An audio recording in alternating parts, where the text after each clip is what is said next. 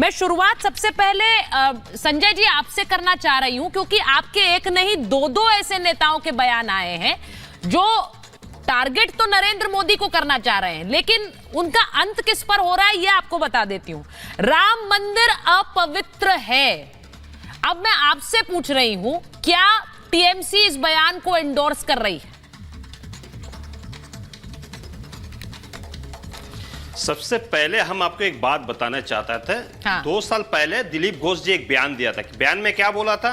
बोला ये तो राजा राम है, ये भगवान पुरुषोत्तम राम कैसे हो सकते? उसके ऊपर में किसी का कोई बयान नहीं है, कुछ ये नहीं है, कोई हंगामा नहीं मचे हुआ है। अच्छा। नहीं मचते है। रह गया प्राण प्रतिष्ठा। प्राण प्रतिष्ठा एक मंदिर का होता है, एक ब्राह्मण द्वारा होता है, ब्राह्मण करता है। बंगाल को अली गली नहीं, हिंदुस्तान को अली गली में एक ही सवाल पूछा जाता है, एक प्राण प्रतिष्ठा में ये ब्राह्मण कहाँ कब से हो गए हैं? और मेरे तो सबसे बड़ा डाउट है कि माता पिता जब देहांत होता है एक आदमी को अंदर शोक रहते हैं, लेकिन तो मैं देखा उसमें मुंडन नहीं किए हैं, दाढ़ी नहीं कटा। लालू जी की भाषा बोल रहे हैं आप? तो हम कैसे मान ले? लालू जी की भाषा बोल रहे हैं इस देश में। नहीं, आप नरेंद्र मोदी को टारगेट करिए सर, आपको करना भी चाहिए, आप राजनीति में। लेकिन मैं एक चीज पूछना चाह रही हूँ, यहाँ पर अब पार्टियां बैठकर ये बताएंगी कि एक प्राण प्रतिष्ठा किस जाति के इंसान को करनी चाहिए या नहीं करनी चाहिए। आप देश को आगे ले जा रहे हैं या देश को पीछे धकेल रहे हैं? मुझे ये बता दीजिए। नरेंद्र मोदी को आप टारगेट करिए सर। नहीं, हम पीछे लेके नहीं जा रहे हैं। आप बोल क्या रहे थे अभी? नहीं, आपने कहा वो ब्राह्मण नहीं है तो उन्होंने कैसे कर दी प्राण प्रतिष्ठा? और रह गया, मैं चाहता हूँ नहीं, मेरा बात सुनिए ना, आप क्यों मेरे बात कटना चालू कर दिया? हाँ। मैं पूछना चाहते हैं, नरेंद्र मोदी जी पहले प्रूव करने पड़ेंगे वो समाजवाद से तरफ से है ना, सनातनी है, और नहीं वो मतलब जो हिंदू है कि नहीं है वो भी तो। अच्छा, अभी उन्हें प्रूव करना है, किसे करना है? ममता बनर्जी को प्रूव करना है?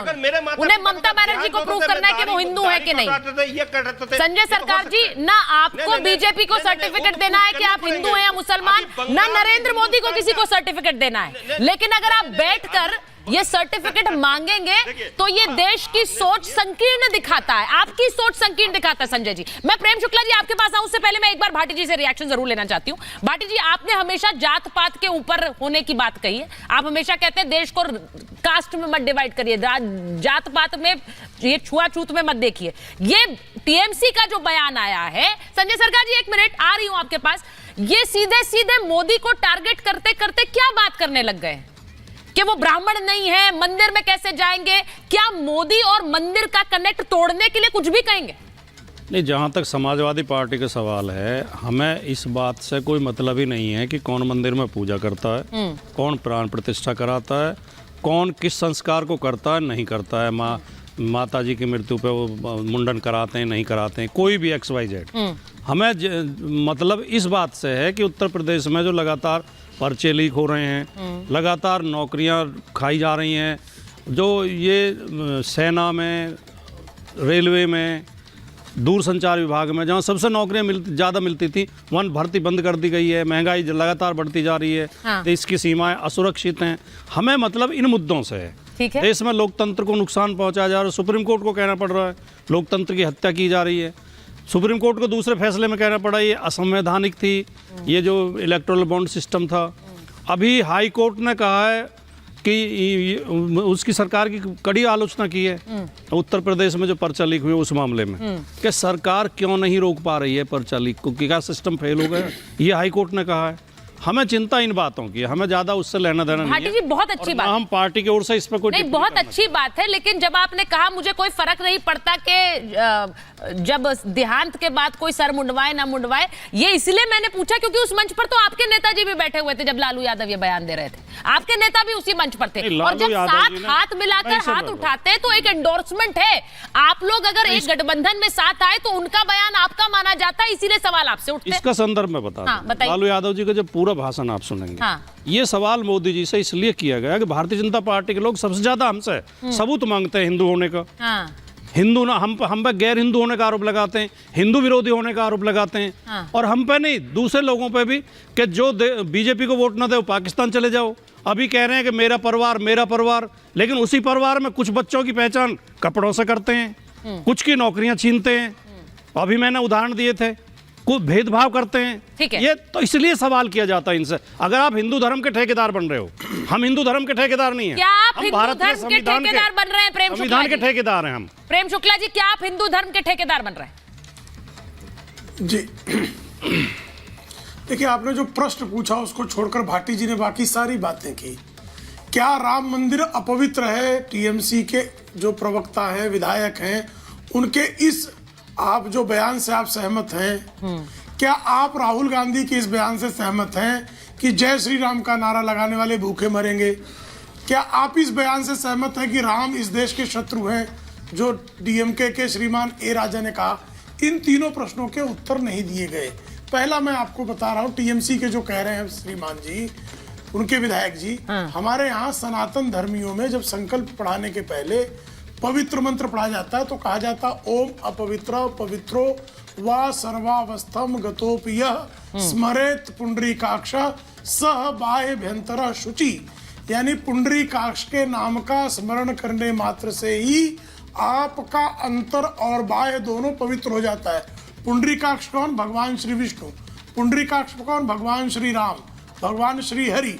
यानी जिन प्रभु राम का नाम लेने से आपका अंतर और बाह्य शुद्ध हो जाता है, यह वैदिक सनातन परंपरा स्वीकारती है। उन प्रभु रामचंद्र जी का विग्रह जिस पवित्र राम जन्मभूमि पर विराजमान है, उसको अपवित्र कहने का कार्य कौन कर रहा है? अब वो कह रहे हैं कि ब्राह्मण ही प्राण प्रतिष्ठा कर सकता है। इस पर भाटी जी को कुछ नहीं बोलना है। जो सामाजिक समरसता की बात करते हैं, लोहियावादी व्यक्ति को, श्रीमान मुलायम सिंह यादव की पार्टी को के जो है अनुसरण करने वाले श्रीमान भाटी जी को इस घनघोर जातिवाद पर कोई टिप्पणी नहीं करनी है, क्योंकि ये टिप्पणी कर नहीं सकते। इंडिया अलायंस का व्यक्ति इस पर टिप्पणी कर रहा है। अरे भाई, परीक्षाओं पर नकल विरोधी अध्यादेश कौन ले आया था? नकल विरोधी अध्यादेश का विरोध किसने किया था?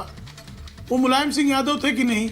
अभी मैं आप कहें तो अखिलेश सिंह यादव जी का वह वीडियो भी दिखा दूं जिसमें नकल का समर्थन कर रहे थे। वो पर्चा लीक आपके जमाने में होता था और हाईकोर्ट में खड़े होके अखिलेश यादव की सरकार ने पर्चा लीक के बाद परीक्षाओं को निलंबित करने के निर्णय का विरोध किया था, यानी लीक के समर्थन में खड़े थे। इस पर अलग से बहस की जा सकती है।